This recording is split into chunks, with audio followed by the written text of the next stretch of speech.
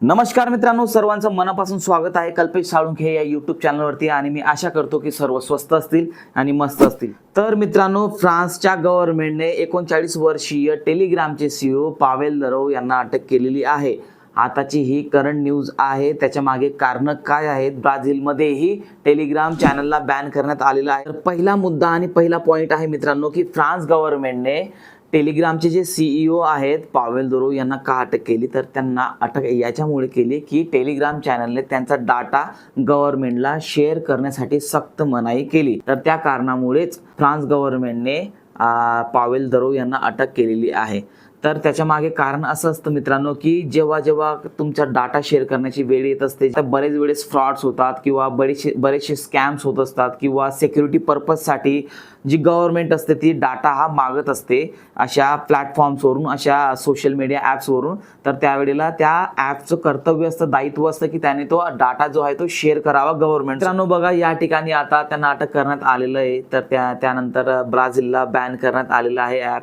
तर इंडियातही होईल किंवा नाही त्याच्याबद्दल सुद्धा संवादी असतात। टेररिझम वगैरे यांचं प्रमाण भरपूर त्या अशा ॲप्स थ्रू वाढत आहे किंवा ते व्हिडिओ कॉल करतात, मेसेजेस करतात किंवा त्याच्यामधून भरपूर स्कॅम्स किंवा फ्रॉड्स वगैरे होत आहे। तर त्यामुळे गव्हर्नमेंटच्या सिक्युरिटी पर्पजने गव्हर्नमेंट हा जो डेटा आहे हा टेलिग्राम चॅनलकडून मागू शकतो किंवा टेलिग्राम चॅनल्सकडून मागू शकतो किंवा टेलिग्राम हे जे ॲप आहे त्यातले भरपूर जे ग्रुप्स असतील त्यांच्याकडून तो कलेक्ट करू शकतो। पण अशाच वेळेला जर टेलिग्राम हे जे ॲप आहे हे जर परमिशन जर देत नसेल गव्हर्नमेंटला किंवा त्याचा डाटा जर गव्हर्नमेंटला शेअर जर करत नसेल, तर ते कंट्रीच्या भल्यासाठी नसणार आहे किंवा त्या देशाच्या फायद्यासाठी ती गोष्ट नसेल आणि त्याच्यामुळे ते प्रमाण वाढू शकतं आणि त्याच्यामुळे साहजिकच त्या देशाचं नुकसान होऊ शकतं। बरेचसे जे ते कामं चालतात, स्कॅम्स वगैरे चालतात, तर ह्या ॲप्सच्या थ्रू चालत आहेत, झालेली सुद्धा आहेत। आणि हे कमी होण्यासाठी किंवा बंद होण्यासाठी ती गव्हर्नमेंट तो रिस्पेक्टिव्ह जो डाटा त्यांना लागत असतो तो मागत असतो त्या ॲपकडून। पण त्याच वेळेला टेलिग्राम चॅनलने तो डाटा देण्यास सक्त मनाई केली आणि त्याच कारणामुळे फ्रान्स गव्हर्नमेंटने त्याच वेळेला पावेल दरोव यांना अटक केलं।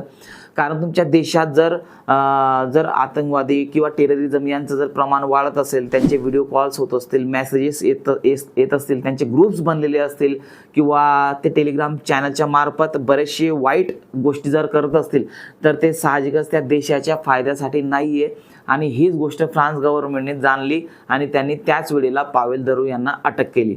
तर भविष्यातही भारताच्या सिक्युरिटी पर्पजसाठी कदाचित जी करंट गव्हर्नमेंट आता आहे किंवा पुढे राहील, आता हा निर्णय कधी होतो तो वेळेवरती राहील, पण जीही सरकार राहील तो नक्कीच हा विचार करेल की आपल्या देशासाठी जर सिक्युरिटी पर्पजने जर आपण विचार केला किंवा आपल्या देशाच्या भल्यासाठी जर आपण विचार केला आणि हे जर ॲप आपल्याला भविष्यात जर कोणता आवश्यक डाटा जर लागत असेल आणि ते जर पुरवणार नाहीत, तर कदाचित भारताचं नुकसान होईल। या कारणाने कदाचित टेलिग्राम भारतातही लवकरात लवकर बंद होऊ शकतं। आणि राहिली दुसरी गोष्ट मित्रांनो की आपल्या सगळ्यांना वाटतं की ठीक आहे ते डाटा शेअर करत नाही किंवा देत नाही, तर त्याच्या पण टेलिग्राम चॅनल असल्या कारणाने पण भरपूर लोकांचा फायदाही झालेला मित्रांनो। बऱ्याच लोकांनी त्यांचं चॅनल हे टेलिग्रामवरती मोनेटाईज सुद्धा केलेलं। ज्याप्रमाणे इंस्टाग्रामला, यूट्यूबला आपण मोनेटाईज करतो, त्याप्रमाणे टेलिग्राम जे चॅनल्स आहेत किंवा ग्रुप्स आहेत ते सुद्धा लोकांनी तिथे त्यांचं चॅनल बनवून स्वतःचे चॅनल मोनेटाईज केले आणि त्याच्यावरती भरपूर पैसाही कमवला आहे। बऱ्याच लोकांनी त्याच्यावरती कोर्सेस वगैरे सेल केलेत, बऱ्याच लोकांनी व्हिडिओज वगैरे बनवलेत। तर अशा प्रकारे लोकांनी त्याच्यावरती पैसासुद्धा कमवला आहे। पण ॲट द सेम टाईम जर आपण दुसरी गोष्ट बघितली, दुसरी बाजू जर बघितली, तर त्याच्यामध्ये इंटरनॅशनल लेवलचे स्कॅम चालू होते, आतंकवाद चालू होता, त्याचा फैलाव चालू होता, त्याचा एक प्रकारे त्याच्यावरती होत होता। त्यामुळे हे देशाच्या फायद्यासाठी नसल्या कारणाने फ्रान्स गव्हर्नमेंटने त्या सीईओलाच प्रत्यक्षात अटक केली।